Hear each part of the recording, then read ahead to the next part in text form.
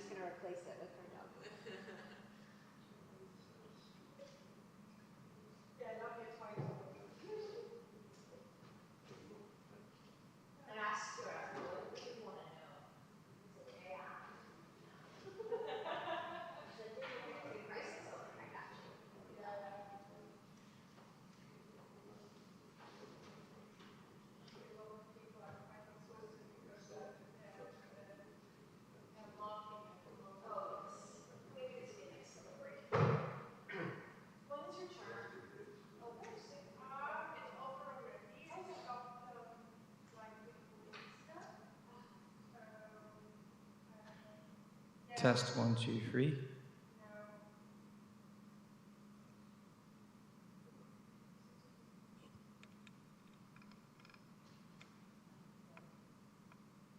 Oh, it will be online. Yes, Right. it's strange.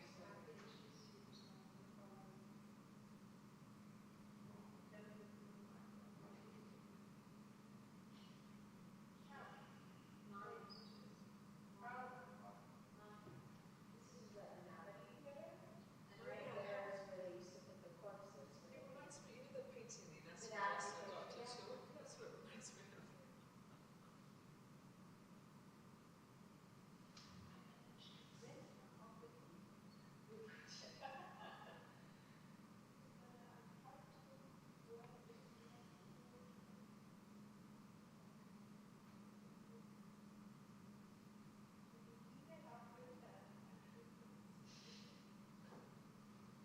Looks like Bailey has whiskers in her hair. It's from the background. I think it's like a some kind of wire livery.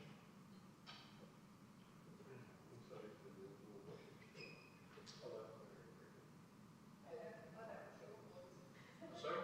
That was your voice we heard. Yeah, so sorry for the intrusion. I think we get something else that's just test a few things.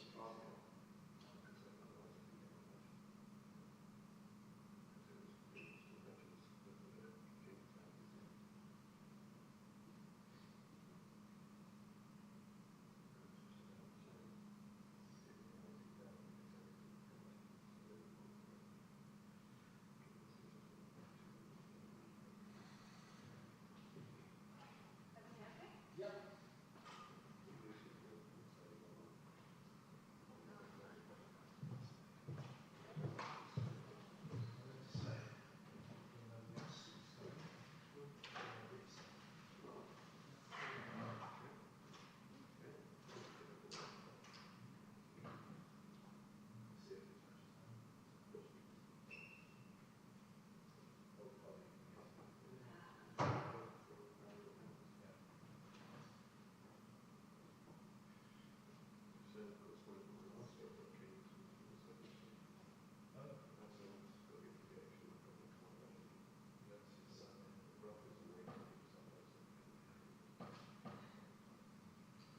You may take that ocular cell.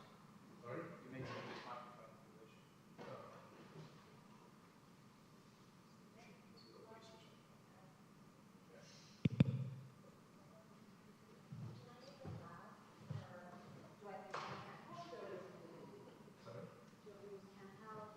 There's a lapel mic.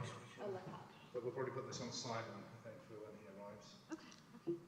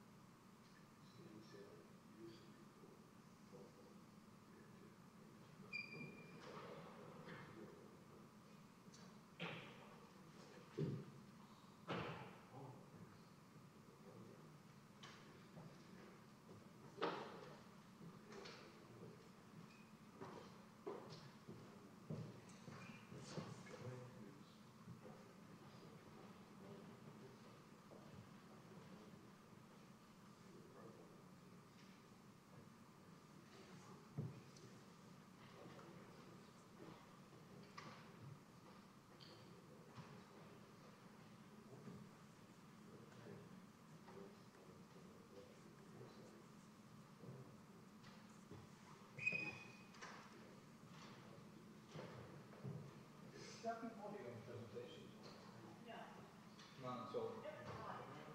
Are you aware of anyone else that's co-speaking today with yourself, or is it just yourself? Okay, okay. They're like these. Okay.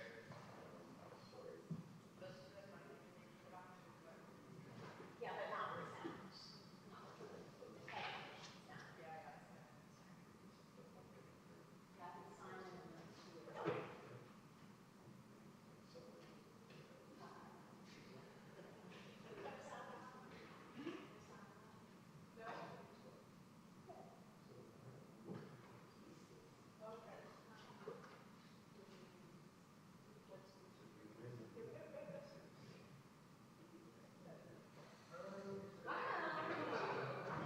I know.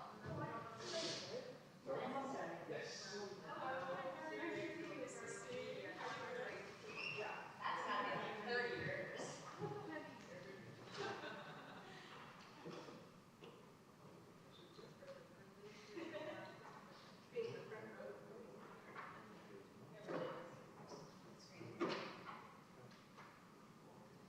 Yes, oh, yours is not clear either. And on my other text came out blurry. Oh, wait, you Carrie's like,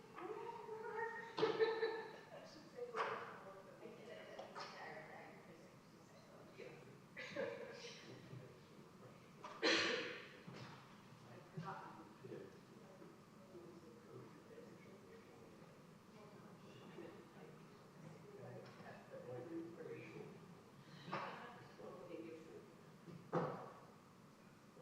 so your mom wants the photos?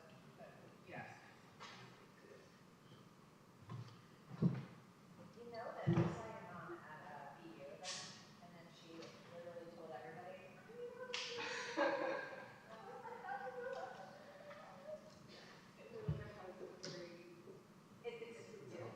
love it. It's like perfect. How many posts? Yes. Pointing at the screen. Very, very. Or That's your waiting subject. people. I think it's mathematicians use this, and they like the blackboards. Right. Sorry? Oh, hi. Irina, yes, we've corresponded a lot. Yes, we did. This is. So we said.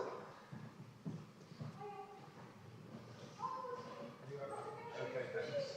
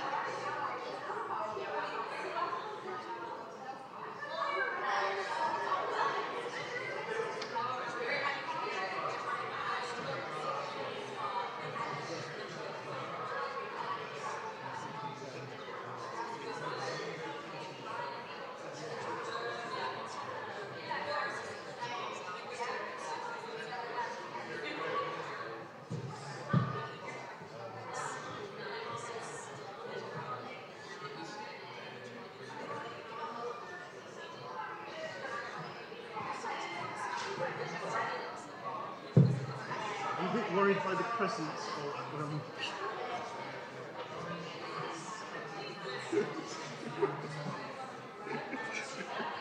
assuming it's the wife of the football, so I'm a little bit sort of like,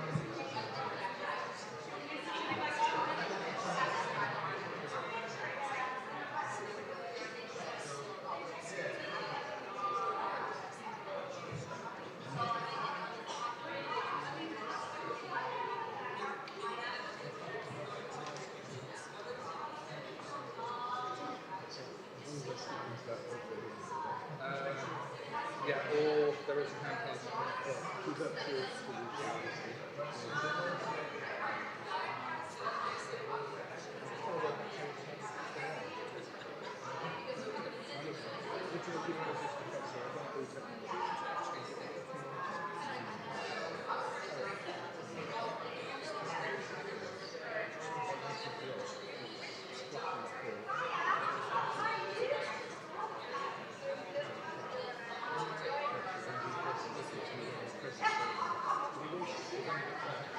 Oh no, hang on.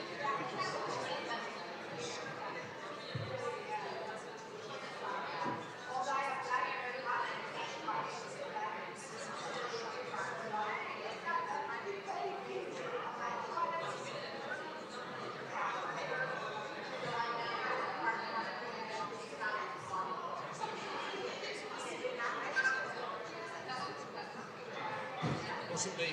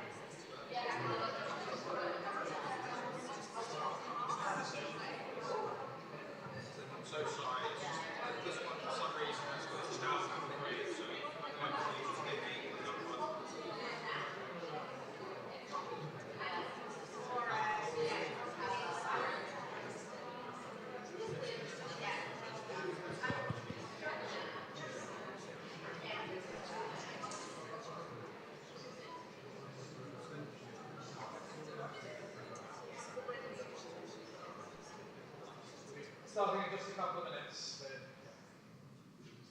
You didn't need to fall silent.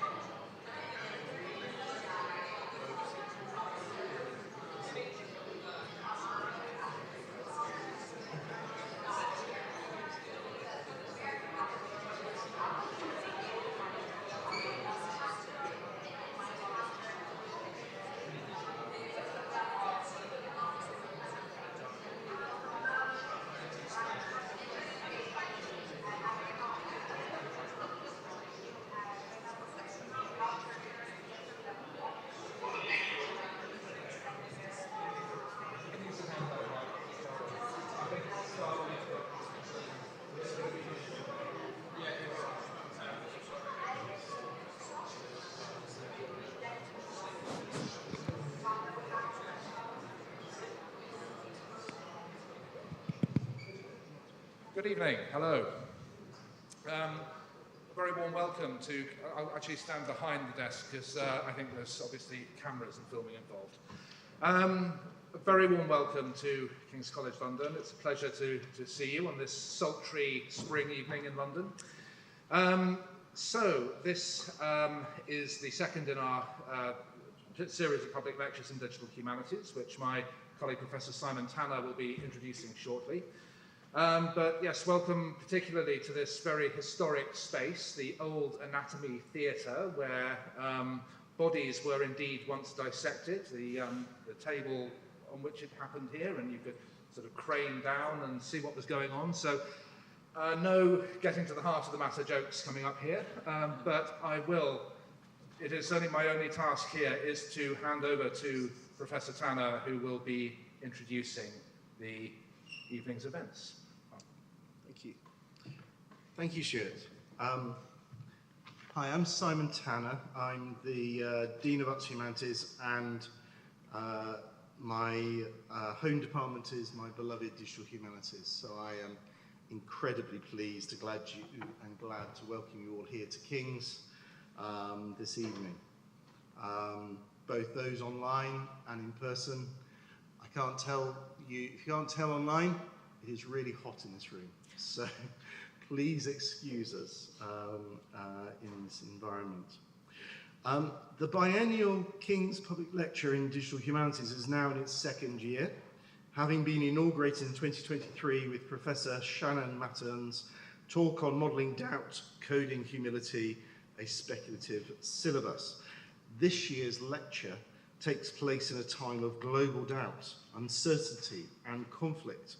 Indeed, even more than in 2023, the world feels a dangerous, unstable and conflict-prone place. In both the digital and the physical worlds, polarization, mistrust and a lack of empathy seem to prevail. Universities are not exactly in the best of fitness either, and scholarship is challenged from all sides. But let me paraphrase Foucault for a moment. It's not that everything is bad, but that everything is dangerous, which is not exactly the same thing. If everything is dangerous, then we always have something to do. And this position leads us not to apathy, but to activity and to activism.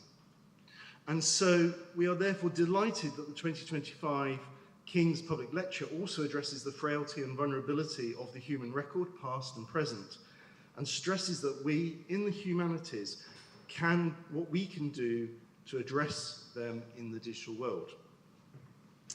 Professor Roopika Risam will this evening be presenting us with a practical framework for persisting with digital humanities scholarship under financial and infrastructure constraints. Our world of scholarship has never been under more scrutiny. Professor Risam will guide us through how the digital humanities can, against this background, help the world in times of crisis. How can we be activists? In addition to our speaker, who I'm very glad is with us tonight, I'd like to thank those all involved in making this evening happen. Dr. Liliana Bonegru and Dr. Jonathan Gray of the Department of Digital Humanities played key roles in organising this event and bringing it all together, as did colleagues from King's Venues and our faculty's communication team and the Arts Cluster's professional services team. Professor Stuart Dunn, who introduced me, Professor of Spatial Humanities at DDH, initiated the King's Public Lecture in Digital Humanities when he was head of department in 2023, and he continues to be the driving force behind its organisation. Our colleague, Professor Risam, is from Dartmouth College and has authored the excellent book, New Digital Worlds, Post-Colonial Digital Humanities in Theory, Practice and Pedagogy.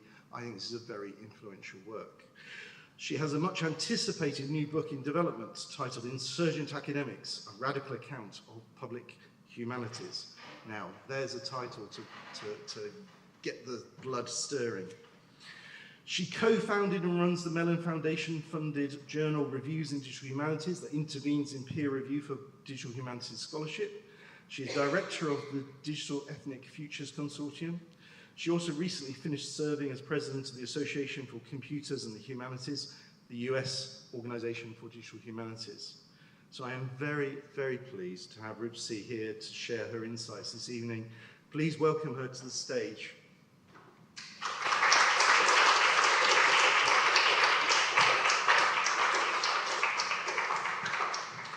Good evening, everybody, and thank you so much to Stuart, to Simon, and to all the team who've dealt with the logistics to bring me here today, and I'm quite excited to be with you, but I do have to first offer my apologies on behalf of the 48.6% of us in the United States who did not vote for the current president. I also do want to note that I am a British citizen, so if you are looking to hire a digital humanist without much paperwork, you know where to find me. I probably don't have to tell you how bad life in the US is right now. Seriously, though, how gripped with fear people are, particularly our students, our colleagues, and people who are on visas or permanent residents. We've been coping with the fact that DOGE came for our humanities funding body, the National Endowment for the Humanities, which has been functionally dismantled, taking along with it the Office of Digital Humanities, which was the primary federal funder for digital humanities research. And along with that, the jobs of our colleagues who are stewards of our field, as well as the backbone of humanities knowledge infrastructure in the United States. So also, if you're looking to hire people, they need jobs. I, like many of my colleagues in the United States, received a letter, come back in a second, like this a month ago, telling us that our grants have been revoked. I think only about 40 grants survived the purge. Being told that it was necessary to revoke our grants to safeguard the United States and its financial priorities. And just so you know, the dirty work that I was doing with the American Academy of Arts and Sciences was a database of cultural organizations in the United States. And DOGE's problem was that my role on it was to talk about equity and ensuring that we did not miss out on cultural organizations in rural areas or run primarily for indigenous communities and communities of color. And there was sort of a moment where our program officer tried to convince them that equity just meant comprehensiveness and good data, but it so transpires that DOGE does not care about them. You may have seen that US universities are on the precipice of our own crisis. Our financial model relies on the government cooperating and giving us tax-exempt status and favorable tax benefits, and that's something that looks like it might be disappearing soon.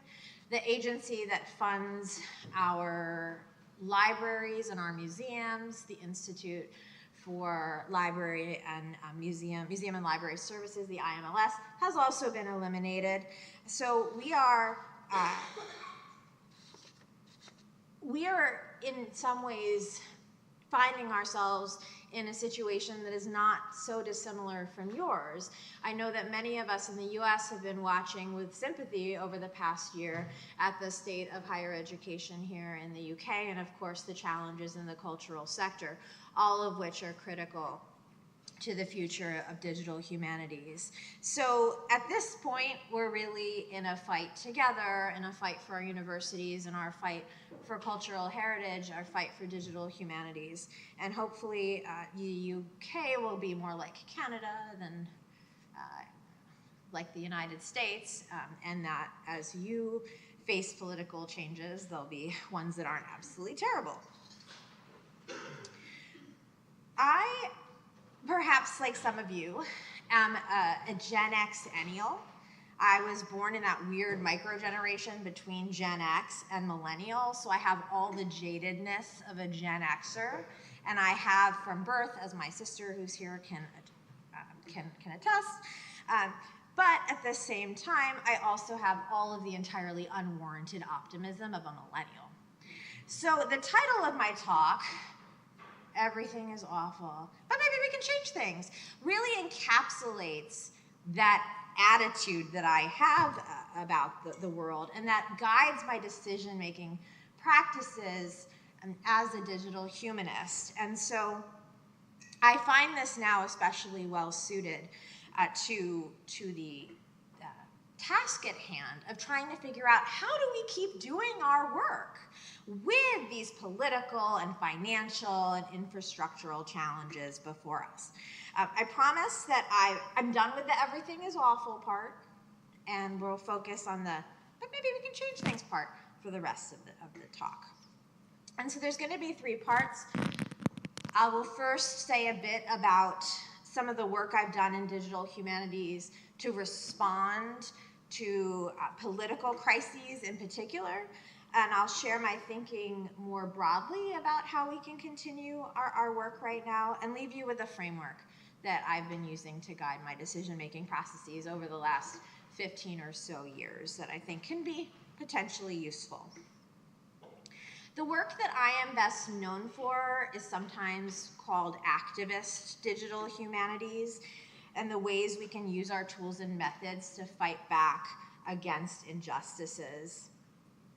So in 2018, in response to the time that the Trump administration separated children from their families when they arrived at the US-Mexico border, a group of colleagues and I created this project called Torn Apart Separados with the purpose of trying to figure out if there was anything that we could do in response to this moment that felt completely, in which we felt really, really helpless. And so we talked with our colleagues who were typically social workers or lawyers working with families at the border, and we said to them, what do you need, if anything, that would help you with the work that you are trying to do? And they said, we really need to know where the children are going. And the US government was not forthcoming with that information, citing the safety of the children. And so we said, okay, we're gonna try and see what we could do. And so for 3 days, about round the clock, we data mined government websites, we identified where the block grants were being given out from particular government agencies that were working with migrant populations, and then we went through all their tax documents to figure out what properties they owned, and then we literally called up every single address we could find, ultimately verifying 119 locations that are represented on this map as the purple dots, which are the places where the children are being held. And in doing so, we sort of came across all different kinds of data about immigrant detention in the US, and we thought, you know what? The story that this map tells, with its large orange dots, where at that point in time, the US had migrants in detention, and the smaller ones which were contracted to Immigration and Customs Enforcement in case they needed more, showed that people think of immigration and immigrant detention as something that is a matter of the border. But it's not just about the border, it is everywhere. And so we thought, what a powerful story. And maybe if we could create some data visualizations that told different kinds of stories about immigrant detention, maybe it would catch the attention of the media, and that would be a way to get the word out to others working with migrants that we had the data set that could be useful for them. Because we didn't want to just put the data out there, because again, this sort of matter of safety, and largely the idea that people who didn't know much about organizing would just show up at the detention centers with the migrant children and invite government violence into those spaces. So that was a very successful, in my view, project in terms of trying to respond to it. We incorporated Torn Apart Separados into the Nimble Tense Toolkit, which is a site that shares the recipes for, in this case, 4 types of projects that have used digital humanities in response to environmental, political, and social crises. So when the team behind Saving Ukrainian Cultural Heritage Online wanted to see if they could do something about preserving Ukrainian cultural heritage, they actually came to us and said, hey, we want to do some kind of rapid data rescue thing, you know, what did you do with Torn Apart? How did that work? And they've just done really tremendous work in terms of preserving, you know, hundreds of thousands of websites from Ukrainian cultural heritage organizations, and also just to plug their work, this month's issue of Reviews in Digital Humanities, the journal that I edit, is all on preserving Ukrainian cultural heritage through digital methods, so please check it out. More recently, after the US Supreme Court banned affirmative action, a student and I worked together to gather the statements made by US universities in response to it, and then use text mining to identify trends in the responses with a particular attention to how they differed in geographical regions of the United States, and then made our corpus and our code available on GitHub for other people who might find it useful. When I first proposed this talk, I was only going to talk about that work that I just went through really quickly. But as the last few months have played out, I've been really preoccupied with the question of how do we keep doing the work that we need to do in environments we're currently living in, where the very basis of our ability to do our work is in question. So I changed tactics to a broader focus that might offer some guidance that might be useful regardless of the type of the work you do, especially because doing activist work, at least in the United States right now, is also an invitation for surveillance, an invitation for scrutiny, and potentially an invitation for repression, which doesn't mean I don't think people should do it, but I also know that some people are going to choose to focus on a different kind of sphere of influence, and I wanted to be able to speak more broadly to the different kinds of work that people are able to do. And I do believe this is particularly important for those of us who work with cultural heritage and with communities whose cultural heritage has been minoritized, because it's in danger of being even further marginalized. In environments of austerity and political restraint and financial crises, cultural heritage is already marginalized, is in even more danger because the limited funds are inevitably going to be put towards the most popular stories, towards the stories people want to hear, when the stories that people need to hear are the ones they don't even know about. And it's precisely because of these erasures that it's important that we find ways to persevere and to keep doing our work, regardless of the many forces that are trying to prevent us from doing so. So the question is, how do we keep doing that?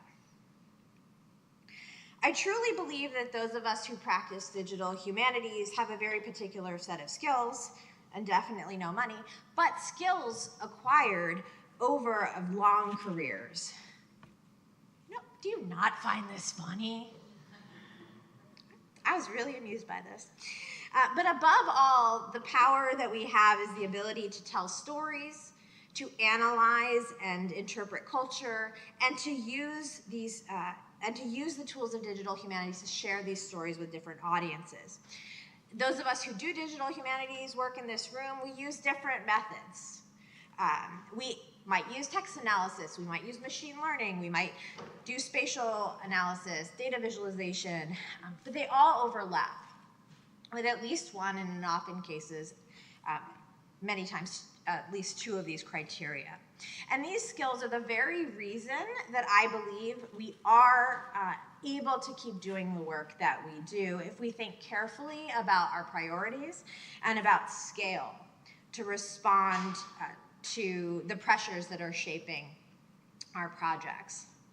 Also, an important step is understanding how to define what it is that we need to do individually on our teams and within our institutions and our sectors. In a recent interview with the Chronicle of Higher Education, Lee Bollinger, who was the president of Columbia University before the protests last spring, fortunately for him, said something that has really stayed with me. And he said, "We must make sure that when we emerge from whatever present crisis we are in, the choices we make will not make us ashamed. And in asking myself what that means for my work, I've been thinking about a question of my own. When we are in the position to rebuild, at some point in the future where there's investment in higher education and in cultural heritage and nomad king, what will we need to have? There are many ways to answer this question. In a lecture I gave several weeks ago, I asked the audience for their answers with a QR code and generated a word cloud. And don't worry, I won't do that to you. But watching their answers appear on the screen, it was really interesting because data took an early lead. At first, everybody's initial instinctive answer was, we need data. Which I agree, we need data. But then ultimately what won was community. And that was something that I've really been thinking quite a bit about. So I would encourage you individually in conversations with your coworkers and your team to ask yourself that question. When we come to the other side of this crisis, of these crises, of the infinite and never-ending crisis, what will you need to have? And thus, what should you focus on right now to get there? For me, the answer is twofold: data and stories.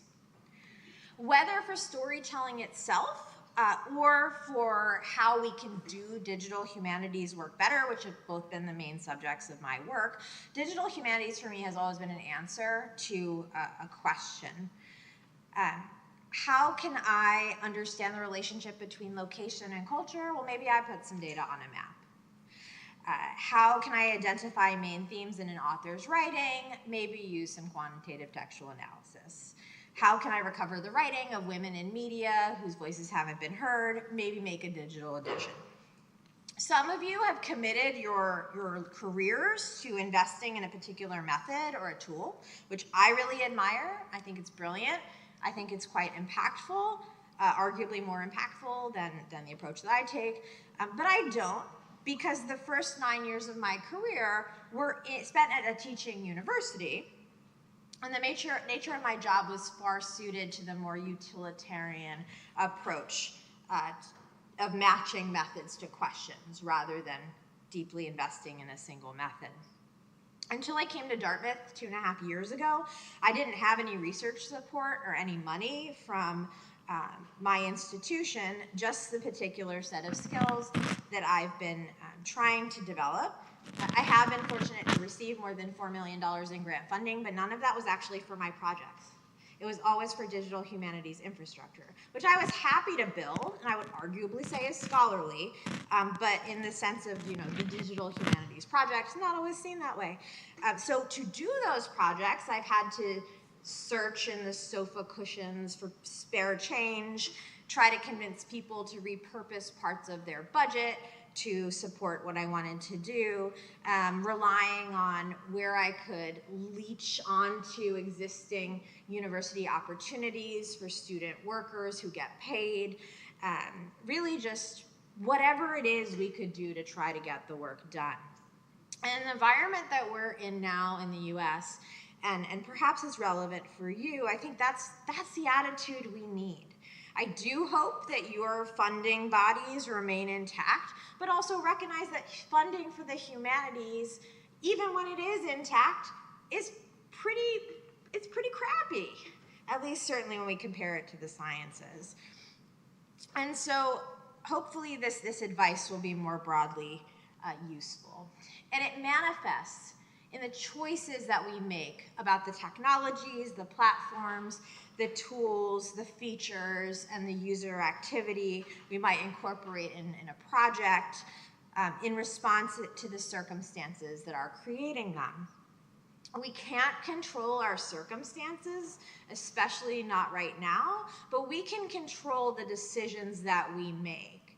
And we can try to make decisions that maximize the use of resources we can access at the moment. What has remained a constant for me in the work that I've done, regardless of what tools or platforms I've used, has been prioritizing data and story. And I would encourage you to identify what your constant is. It may be those things, it may be something completely different. The good thing is that the more of us that are doing this work, the broader, more richer the work itself will be. And we need now, above all, to focus on precise and intentional decision making about where to direct limited resources. I'm going to show you what I mean through 3 projects that are specifically on Black internationalism. The projects that I've worked on throughout my career, actually from my one of my origin moments of being a digital humanist up to the project I'm working on right now. Black internationalism, in case you're not familiar with it, is a political and intellectual mode of thought and action that emerged in the early 20th century to emphasize collective struggle and solidarity among people of African descent around the world. And so, after I tell you about these projects, I will leave you with the framework behind what's happening. Is your slideshow frozen? No, I just haven't moved it yet. But thank you for checking. I appreciate it. So after I go through these projects, I will leave you with the framework behind my design and decision-making processes in the hope that it will help you as you try to do these things that we need to do to make sure our scholarship survives at this moment in terms of how we approach our processes.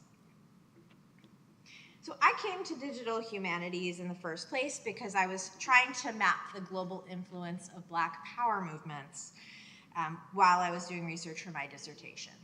And I realized eventually that a quite literal map is what I needed to help me think. So one of my digital humanities origin stories begins in the archives of the Black Panther Party, one of the most famous Black radical groups in the United States.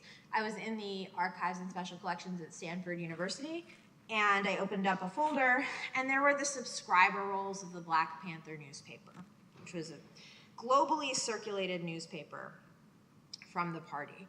And I was sort of mesmerized by, all these people in Sweden, Korea, Japan, all these places around the world that were subscribing to the Black Panther paper.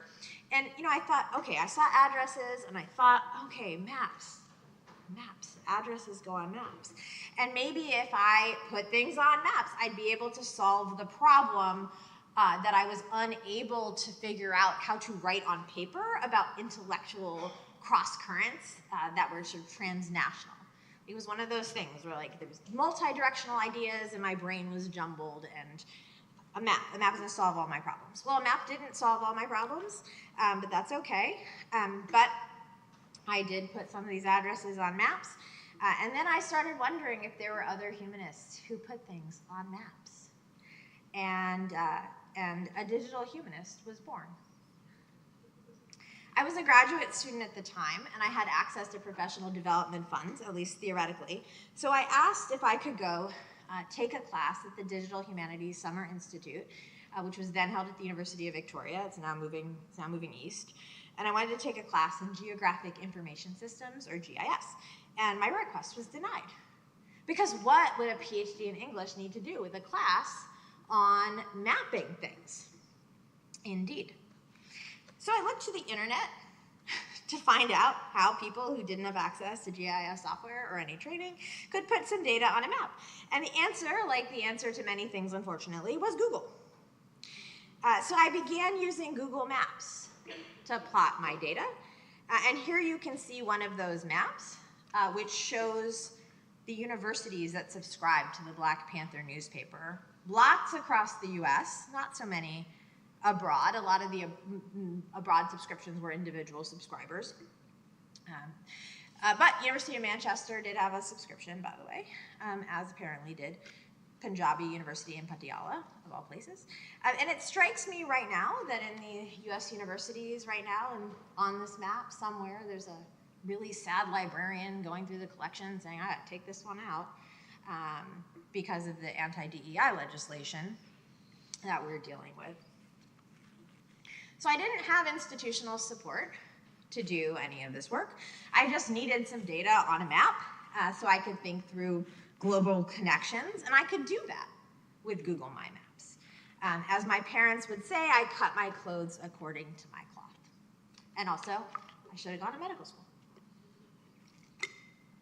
If I had been engaging in this mapping exercise as more than just a way to think about my dissertation, there's a lot I could have done even just with a Google map. I could have embedded the maps of different subscribers into a website, contextualized it with a critical apparatus, perhaps even made the data sets available. But as I said before, for me, digital humanities has always been solutions to a problem that I have, and so I didn't need to do that because I had the solutions that I needed. But getting into digital humanities this way had some interesting knock-on effects. When I wanted to use mapping in my teaching, I had a relatively easy way to do it. That was a pretty low barrier of entry for my students. And it also ultimately ended up opening up new research questions for my students. So for example, a student of mine, Matthew Curry, was inspired by the idea of college subscribers to the Black Panther newspaper, and then used it as a jumping off point for an ArcGIS story map project of his own into the influence of Black Panthers on college campuses in the 1960s. And as an aside, Matthew got a job in fintech, and when he was at his job interviews, they apparently all kept asking, like, what's this thing you did on your CV? Because he had given a conference presentation on this project. And he started telling them, oh, we have these data sets, Black Panther newspapers, and like I did this full historical project on it. And their feedback to him was that they were really excited that he knew how to understand data in more holistic and historical ways. And this, I felt so vindicated because I know we've been saying this for so long about our field, and to actually have a recruiter saying like, wow, you did this digital humanities project, it's great. Felt better about my life. So sometimes we don't even realize it 15 years later after we're sitting in a dusty archive thinking about making maps. We've have created a small little data set that has then captured the attention of someone else and inspired their work. Eventually, with no thanks to Emory University, where I got my PhD, I did learn how to work with GIS software, which I've been using while working on a project called the Global Du Bois. W.E.B. Du Bois, as you may know, is preeminent U.S. intellectual and considered one of the fathers of Pan-Africanism, a really popular form of Black internationalism. And something very weird happens in biographies of W.B. Du Bois. As the story tends to go, Du Bois cared about African Americans until about 1930, when he turns his back on African Americans in favor of anti-colonialism. And the reason that happens is because he became a communist, and the Black political establishment in the U.S. they wanted to disavow communism because of the McCarthy sort of witch hunts against communists, and so they sort of wrote Du Bois out of the story. But I know from having done research on him that if we go as far back as his dissertation in the 1890s, he was already thinking about the mutual relationship between African Americans and colonized people around the world. And so I wanted to think about ways that data could try and push back against the conventional narratives of Du Bois's life. And so I curated a series of data sets that were aimed at showing the global nature of his work over time in his correspondence, in citations of his scholarship, and through his travels. So what you can see here is an ArcGIS map of Du Bois's travels throughout his life. Through primary source research in the Du Bois archives at UMass Amherst and through secondary sources, I've identified more than 500 places that he traveled throughout his life worldwide, which is pretty impressive considering that we're talking about somebody who died in 1963, and he really got around. And so I wanted to think about ways that I could make this data that I had curated available for researchers who might be doing work on Du Bois and thinking about the relationship between space and his intellectual history. Because my audience is different for the global Du Bois than when I was making little data sets for my own personal benefit, I chose to learn how to use ArcGIS because I wanted to offer researchers more granular ways to interact with the data set. And I had begun work on this at my last job, but when I moved to Dartmouth, I was also lucky in that I applied for a grant of time from a GIS specialist who sat me down and said, hey, here's how you actually use this thing, which was support that I needed to do. At the least, just to have somebody say, you need to spend the time to learn how to do it. So right now, this project lives in GitHub and in ArcGIS, but this summer I'll be hooking up the pieces to each other and putting it on a URL of its own so that it will be formally released for the public. My third and final example is the Pan-African Data Project, which I'm currently developing. While I was at my last university, several students and I built a data set of attendees of events from the Pan-African movement, like the Pan-African Congresses, the Pan-African Conference, Afro-Asian Writers Conferences, Bandung Conference. And so far we have 1,300 people, which includes their names, their countries of origin, their gender, and their occupation. And we have 50 events in our data set, but we only have names of attendees for 25 of them. And we're currently building out our data sets for participants in related organizations that made up Pan-Africanism. Until now, for the most part, the Pan-African Data Project has lived as a bunch of comma-separated values files on GitHub, but I'm happy to give you the world premiere of a half-built website, because we're digital humanities, that's what we do. So you can see what's coming in October of this year. So this is actually a highly interactive website that shares the data and shares visualizations in multiple forms for researchers and public audiences. So there are options to explore by event and by people. This is from our staging site, so not all of the data is actually in here. But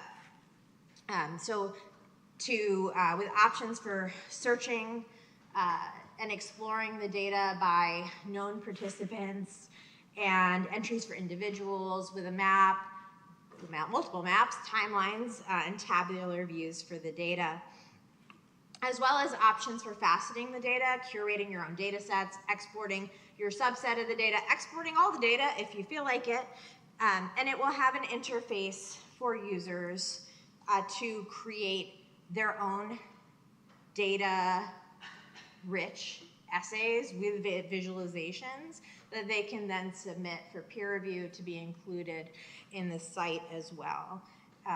And then also we're encouraging users, if they know of information about these people, perhaps they study these people and want to add to the data sets, great, that's wonderful.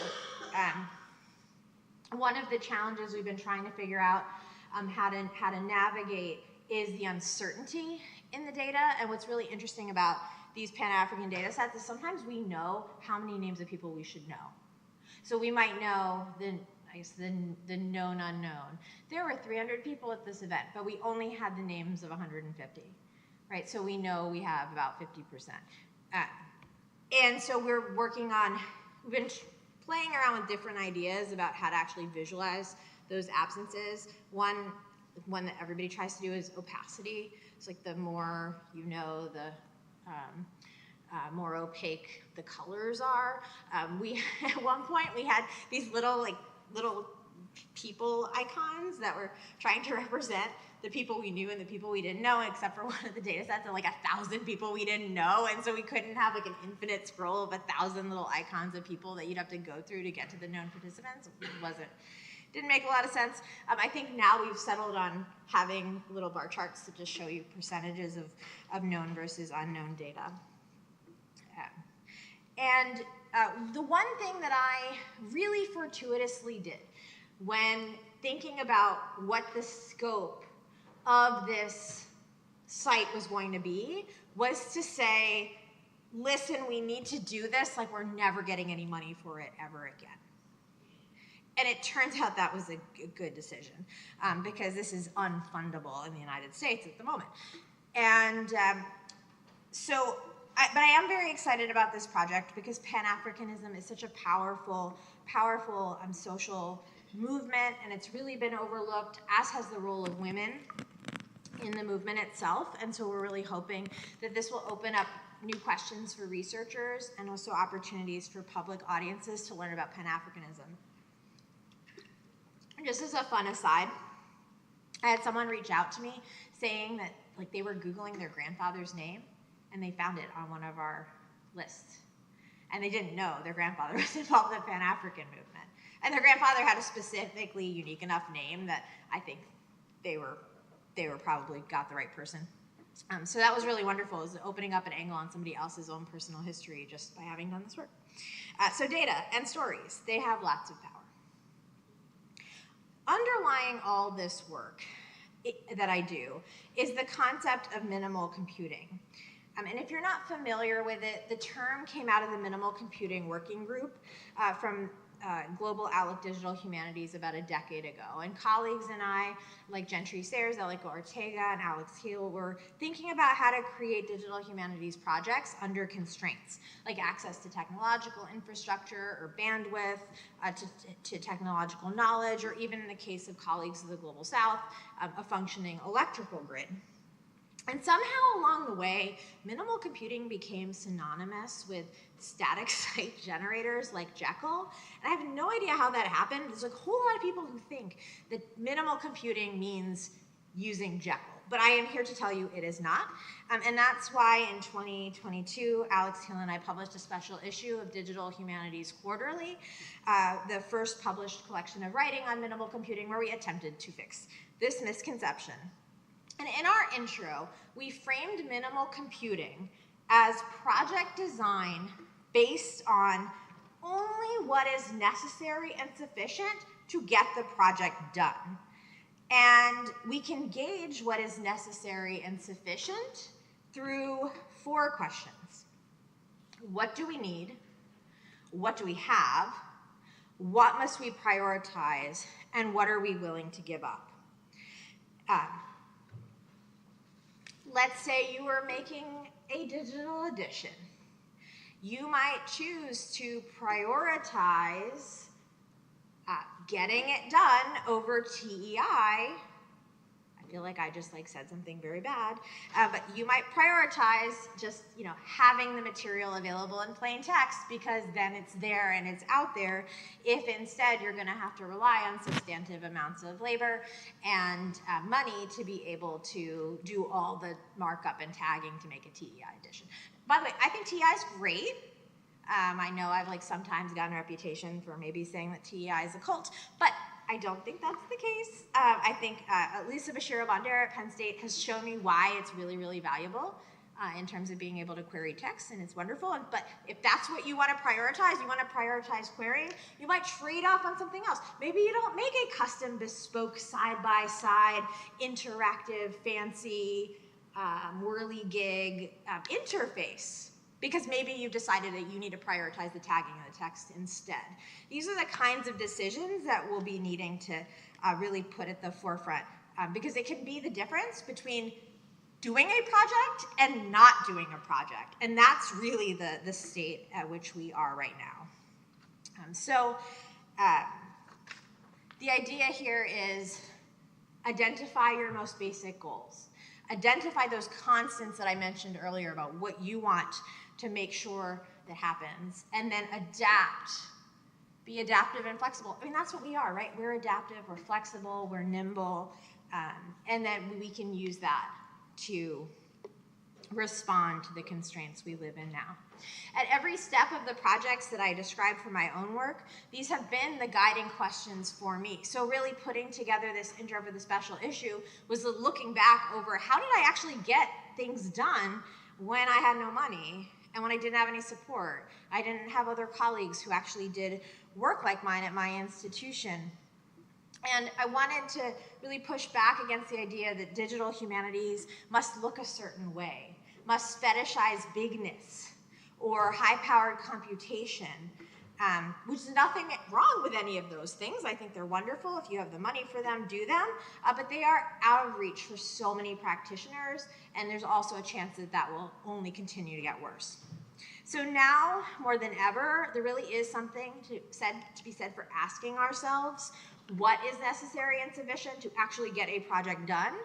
And for me, it's a question of how to continue the important work of prioritizing the stories that might otherwise go unheard because they've been left out of mainstream narratives and of history and culture and literature and music.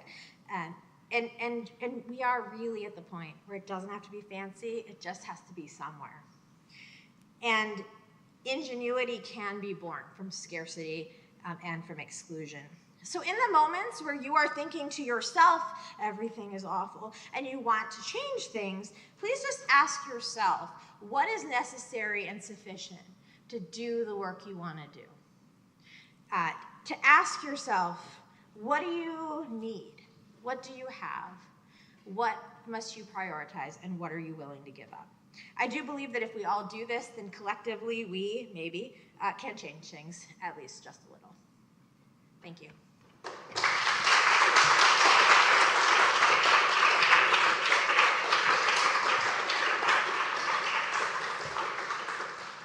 Roopika, thank you so much for that wonderful, wonderful lecture.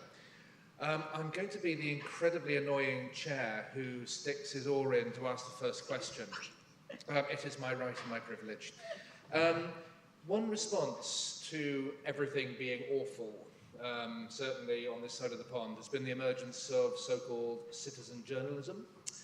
And I was wondering if you see a form of citizen digital humanities emerging where your 4-point manifesto for minimal computing, if a manifesto is what it is, could be a framework for that. Do you see this reaching outside the academy? Yes, absolutely. And Simon did mention the book I'm working on, Insurgent Academics, A Radical Account of Public Humanities. And one of the points that I make in there is that, you know, when we think about what an academic is, and we think about who does public humanities, it's not just people who work in universities. There's actually a really broad community of people who are invested in the humanities and doing humanities work, who work outside of academic institutions and even outside of cultural heritage institutions. And sort of in one of my professional lives, I apparently have many, I deal a lot with community engaged scholarship. And that sort of you know, comes out of a lot of different trajectories in higher education. But for me, it's about collaborating with community partners on the goals that they have, particularly around cultural heritage. And so last year, over the last 2 years, I worked with an organization in Gloucester, Massachusetts that was interested in the history of the house that they were located in. And there was this sort of story in their house that went back to the 19th century, that it had been owned by a black family, and that the patriarch of the family had been enslaved, but his kind enslaver loved him so much. It's a very Massachusetts story, by the way.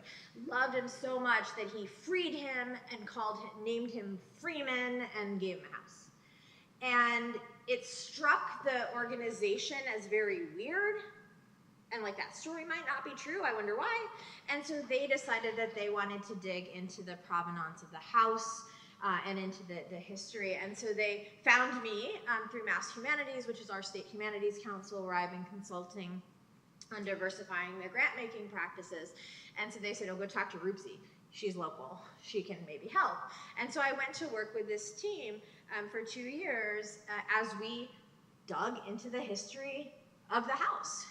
And we were doing all kinds of things with Ancestry.com, with genealogical records, birth records, death records, wills, court records, censuses, to actually identify at what point in time did this family come into the possession of this house. And so we ended up realizing that, in fact, there was a patriarch who had been enslaved. He self-emancipated. He had a son. His son was named, a man who was enslaved was named Robin. His son was Robert. Robert bought the house in 1826. Robert was one of the largest landowners in Gloucester, Massachusetts, and the family kept the house until 1930 when it was finally sold. And so we ended up creating exhibit panels for the house that are permanent, and now we're working on a digital toolkit for other people in the region who are interested, who are saying, wait a minute, you did this, we can do this, people can do this, you don't need an academic to do it. I mean, I was there to provide guidance, but they were really the ones really doing all the work. And so these are, I think, these sort of moments where we have the opportunity to think about how we can support people who want to do sort of citizen digital humanities. Thank you. Yeah, good to have to be the 90s talk show host who runs around the audience with a microphone. I think we had a question here. Hi, thank you so much for your talk. I was really excited to see your name as a Dartmouth alum, class of 2017, go Big Green. I have kind of a low-hanging fruit question, so forgive me in advance, but how do you see, in this political climate, obviously, artificial intelligence is being weaponized by Doge to justify defunding higher education. That goes without saying, but where do you stand on AI as a tool, its risks, its dangers, and obviously opportunities potentially? I'm an AI optimist myself, so I see the future as being hopeful, so maybe everything isn't so bad. But yeah, how is minimal computing at odds with AI in general, LLMs, and sort of the future of data prediction in general? That's a really wonderful question. And how I feel about AI really changes depending on the weather. Today I feel great. The weather's great. No, but I go back and forth about whether or not it is an extremely useful tool or whether it is the downfall of civilization. But like everything, it's somewhere in the middle, right? What really is important is how it is being used, and that it is being used by people who understand it. Professor Buns and I were talking at coffee earlier about some of the challenges around AI at the moment. One of which is that so much gets conflated under the term, and that people tend to have a knee-jerk reaction to it and just say, oh, AI is bad, without realizing that like 50% of the things you do, at least, in a day are made possible by some kind of AI, and that generative AI functions differently from which maybe is Venn diagram from machine learning or natural language processing, that Gen AI doesn't necessarily mean general artificial intelligence, yet, fortunately, and that that what's really most important is that we understand what it can do and what it can't do, and how we can effectively use it.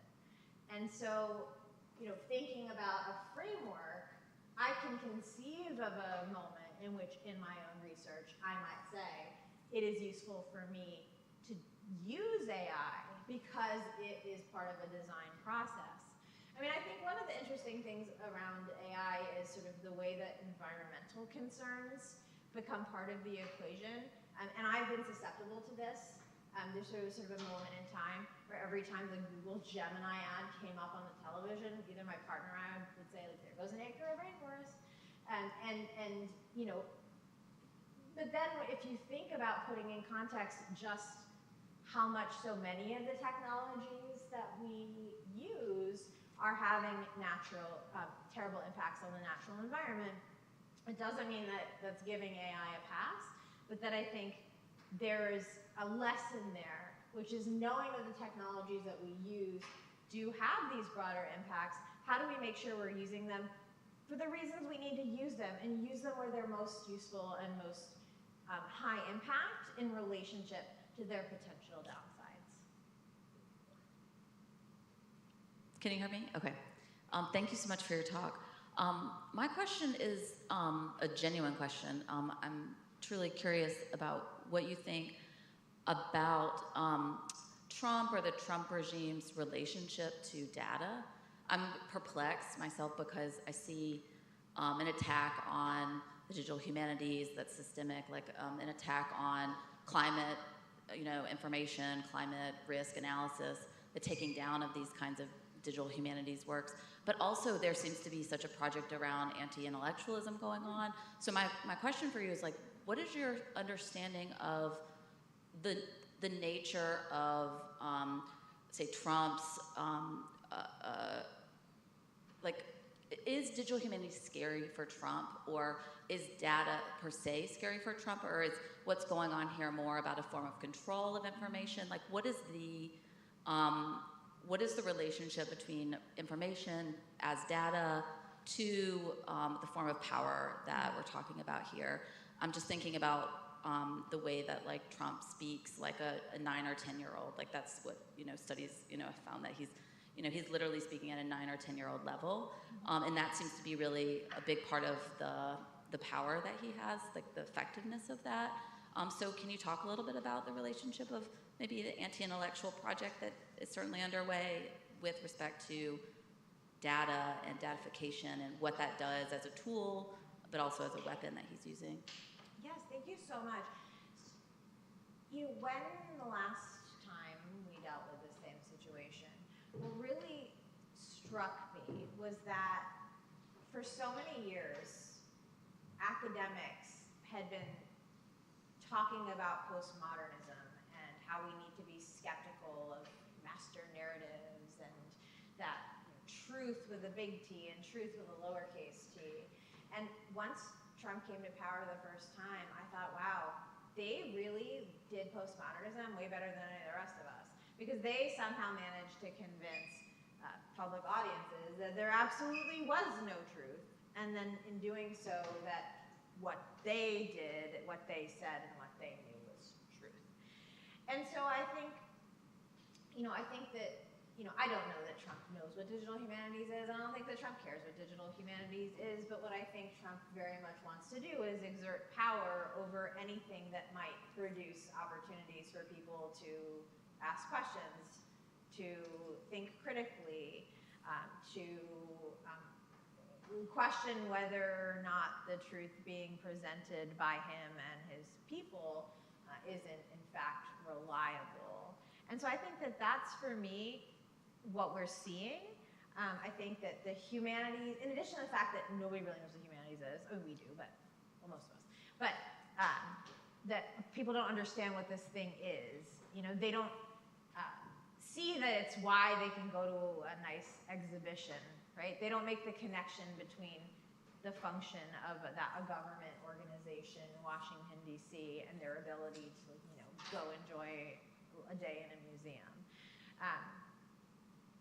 That he's sort of counting on that, because really what the goal is to maintain power over the narrative. It's no surprise that all the money taken away from us for our grants is now being used for, one, Trump's Garden of Heroes, a sculpture garden where sculptors have been invited to put in proposals to make sculptures of people that, the current administration will approve for inclusion in a Garden of Heroes. And then also Celebrate America, 250 grants, challenge grants, so they require a match, that will be given out for any kind of programming that celebrates American exceptionalism. Secret code for, like, just, says America's great, and doesn't actually do anything critical. So I think that's really indicative of the goal here.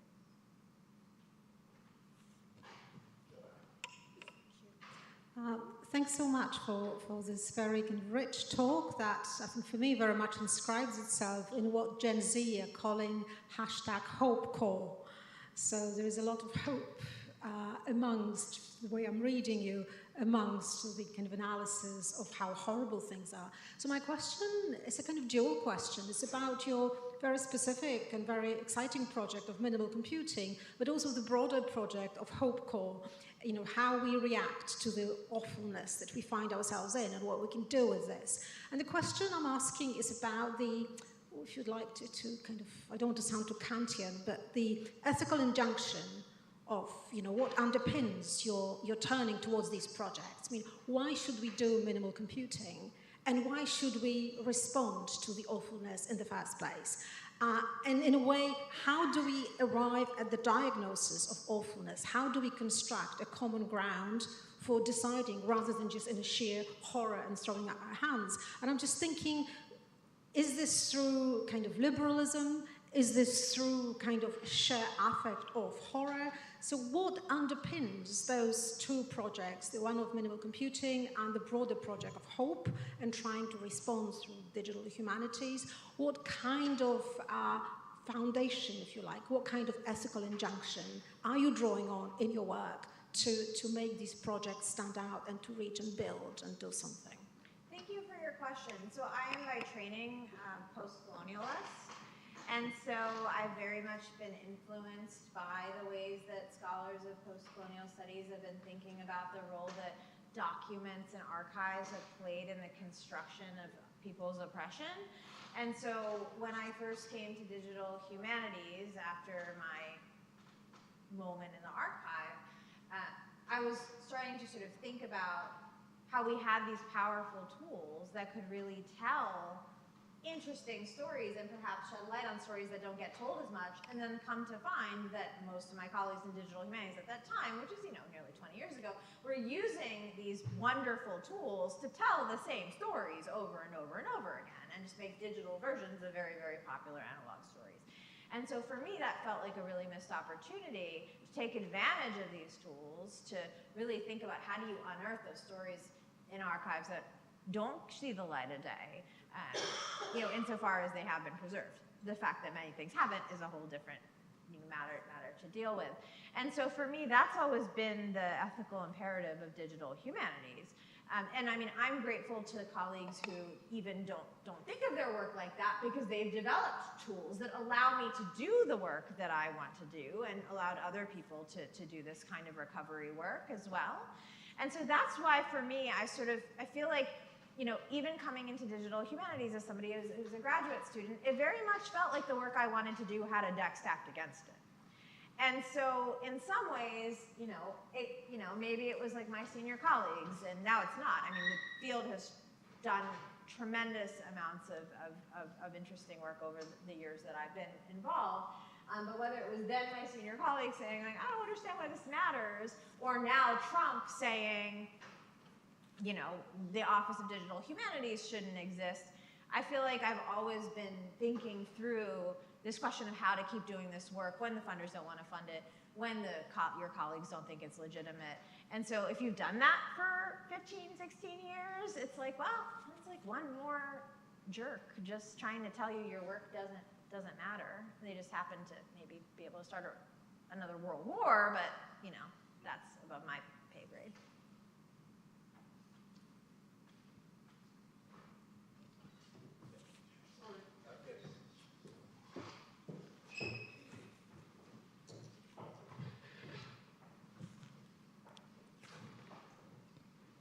Thanks. Thank you very much. It was a really interesting lecture and quite inspiring, actually, in terms of your minimal computing approach.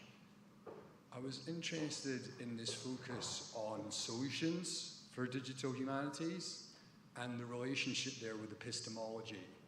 So if we think about cartography, almost every map that you showed was based on the Mercator projection.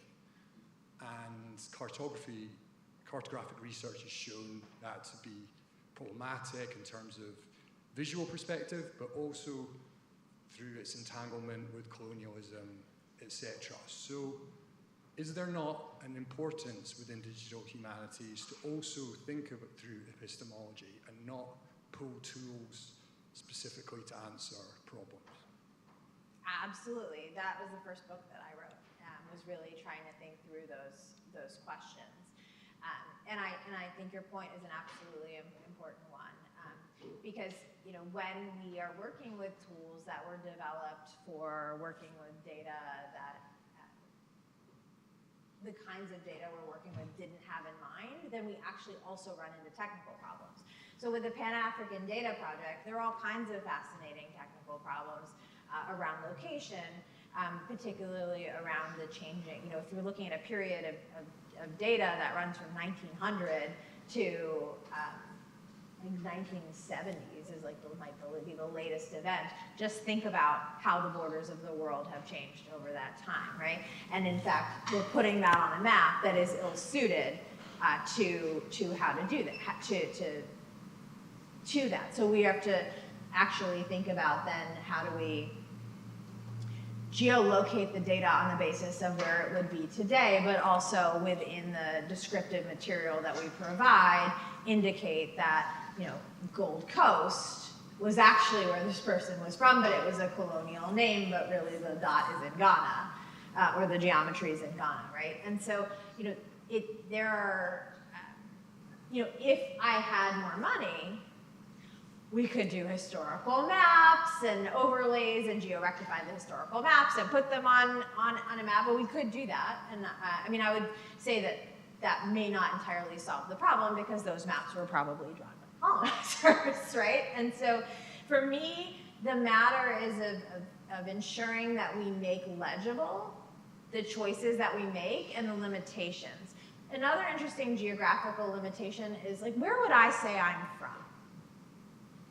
Would I say I'm from Kashmir? Would I say I'm from Wales, where I was born? Would I say I'm from Washington, D.C., where I grew up? And this is a problem in the data set as well, is like where people are listed as being from is a factor of, where in a document that we were able to verify they were listed as being from. It doesn't necessarily mean they were from there. And in many cases, we have other sources unrelated to specifically the Pan-African data saying they're from somewhere else. And so really for me, the answer is make visible those tensions as much as possible so that people who are interacting with it gain some understanding that this is far more complicated. Because one of the problems inherently with data visualization is it's about reduction. And it reduces a lot of complexities, it flattens a lot of the data, and so this sort of idea of how do we call attention to absence? How do we call attention to complications? How do we say you may think being from somewhere means something, but actually it can mean many things? Is an epistemological intervention in the production of the projects. One more question?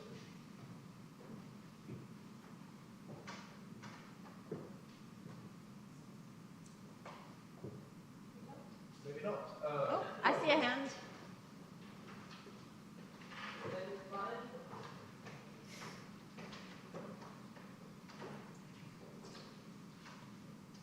Thank you so much for coming to join us and for such an inspiring talk. I was really struck by one of the comments that you made about the Pan-African Data Project, and I guess thinking of that not just in terms of the gathering of material, but the gathering of relations. I was also thinking about kind of community archiving and a long history of your work in this area, and also comments that you've made about decolonial and intersectional data practices as focusing on the involvement of marginalized communities. I was interested in this sort of process. Did you reflect on kind of the relation between a kind of collaborative data project and archiving projects, like in terms of what the difference might be between kind of organizing things as a database versus organizing things as an archive? And also whether you kind of connected this to a kind of relational conception of database that might be more expansive and connect to some of the work you've done community archiving. But thank you. Yeah, thank you so much for your question. I think that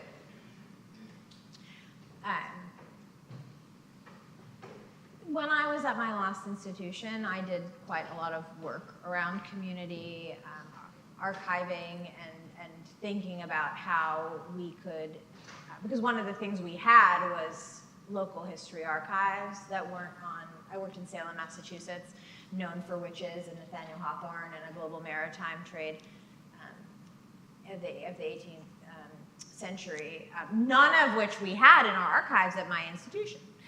We had the things that an alum's grandpa gave them, and can you here you go, like, take them, archive. And the archive didn't really have, the special collections of the university didn't really have an accessioning policy, and so they just took everything. That has changed now. So we have all these wild pictures. I wish I could have, in another version of this talk, I would have talked to you about that, but this all felt more pressing. But so one of the projects that we developed there was an opportunity for local high school students to come into the archive and to learn about digital humanities and to work with the materials in the archive. And it sort of happened because I was training teachers, as my whole other life was I taught English teachers, future English teachers, how to teach English. And so I was partnered up with our archivist and our digital initiatives librarian and a high school teacher that I knew. And it was, we would take seniors in high school, usually ones in danger of not graduating, and we would bring them for the spring semester once a week into the archive at Salem State. And they could dig around in our materials about immigrant communities in Salem in the late 19th and early 20th centuries. And it was important because a lot of the young people in Salem are themselves immigrants, primarily Dominican immigrants.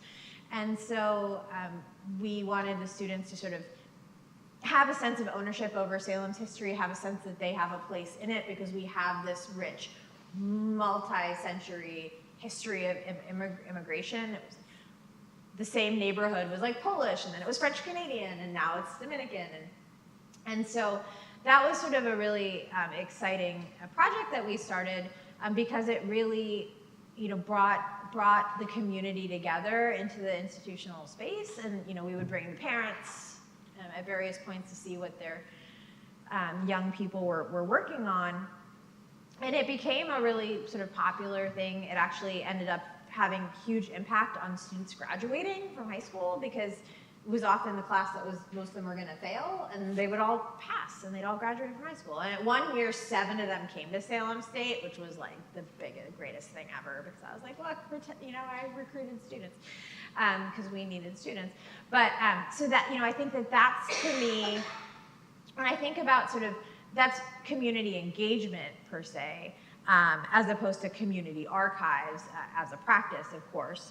I think that something that I've been working on lately with my colleague Neil Agarwal, who used to be at Loyola Marymount, California, is a course on what used to be called DEI for digital editions.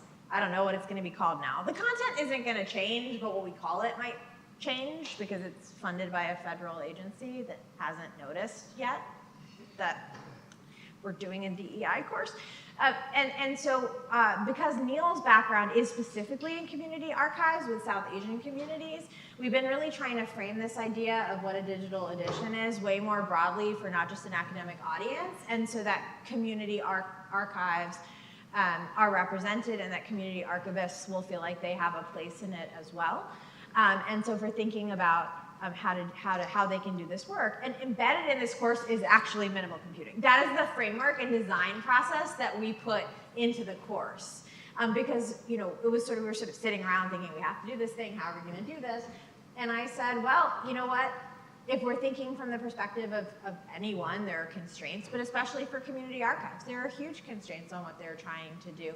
And maybe by saying, you know what, we can actually try and simplify the processes. So like, what do you really need? Who are you trying to communicate with? How do you best communicate with the audience? What does it mean to make something available open access? What are the ethics around it? Do you want your materials to be open access? I think those are questions around community archives that are really, really important. I think one of the hard things with doing data curation projects is this sort of sense of feeling like the data has lost its humanity. And that's something I worry about and think about all the time with the Pan-African Data Project, in part because I think the transatlantic slave trade database is really great, but I also think that it is completely bloodless. And that underneath these sort of lists of manifests of ships with enslaved people are just a number, right? I looked at the one that came into the port right behind my house, and it was like 47. And I'm like, 47 what, right? And I mean, people as cargo, people, they don't have names, they don't have, you know, a humanity attributed to them. And so part of what we did when we started building out the website for the Pan-African Data Project is that everybody has a page. And the page aggregates all the information about the person. And ultimately, over time, I'm really hoping by developing some pedagogical materials that people might use this as inspiration for research projects for their students that might actually be able to add to more flesh out, you know, some of who these people are, particularly the ones who aren't W. Du Bois or Kwame Nkrumah or people have heard about. Thank you again. I think we will now thank Roopika once more for a wonderful talk.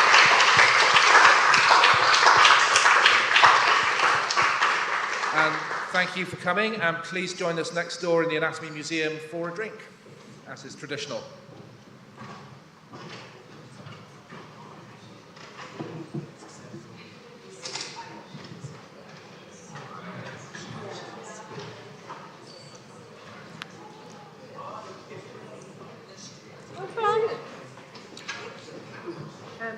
We'll have to talk more about your Pan-African. Yes. Because there's like, I feel like a lot of, I mean, we don't have any, as far as I know, people who are attending, but that you know. But we do have lots of events that we've had. Like I've been looking at membership lists, and that's great. Oh, nice. So, Yes.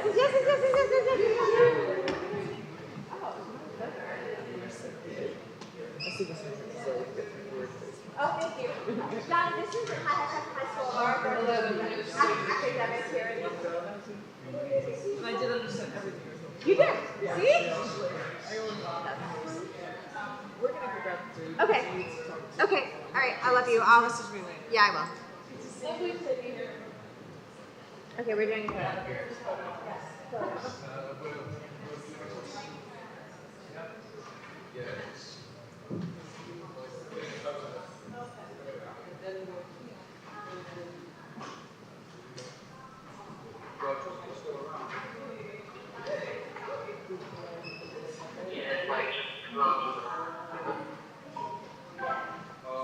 And they want to get randomly, that's my supervisor.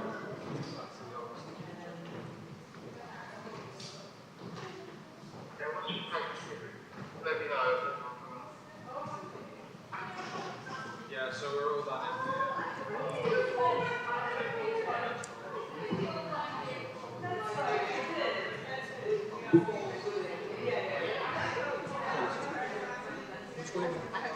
Yes. Do you have a, does anyone have a stuffed cup? Do you have a stuffed?